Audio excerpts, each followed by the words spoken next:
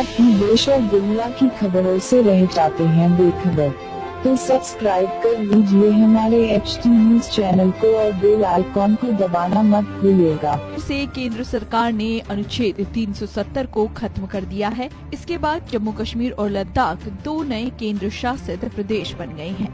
370 के हटाए जाने को लेकर घाटी में तनाव की स्थिति बनी हुई है। कुछ राजनीतिक दल इस फैसले का समर्थन कर रहे हैं, वहीं कुछ राजनीतिक पार्टियां इसका विरोध भी कर रही हैं।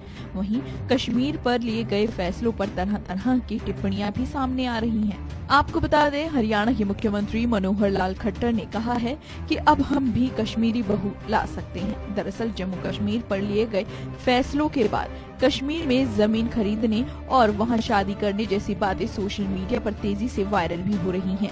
इस बीच हरियाणा के मुख्यमंत्री मनोहर लाल खट्टर ने भी इसी से संबंधित एक विवादित बयान दिया है।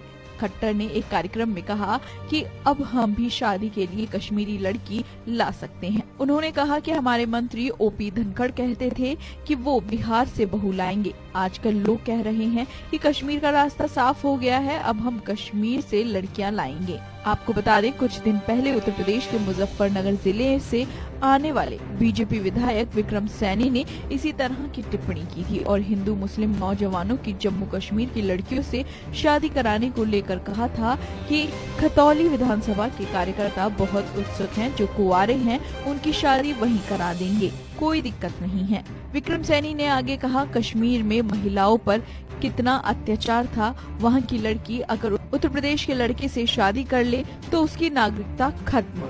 भारत की नागरिकता अलग और कश्मीर की नागरिकता अलग, यानी एक देश दो विधान कैसे होना चाहिए। जो मुस्लिम कार्यकर्ता है उन्हें भी खुशी मनानी चाहिए, शादी वहाँ की कश्मीरी गोरी लड़की से करो। हिंदू मुसलमान कोई भी हो, ये पूरे देश के लिए खुशी का विषय है। वहीं ये पहली बार नहीं है जब मुख्यमंत्री मनोहर लाल खट्टर ने विवादित बयान दिया हो।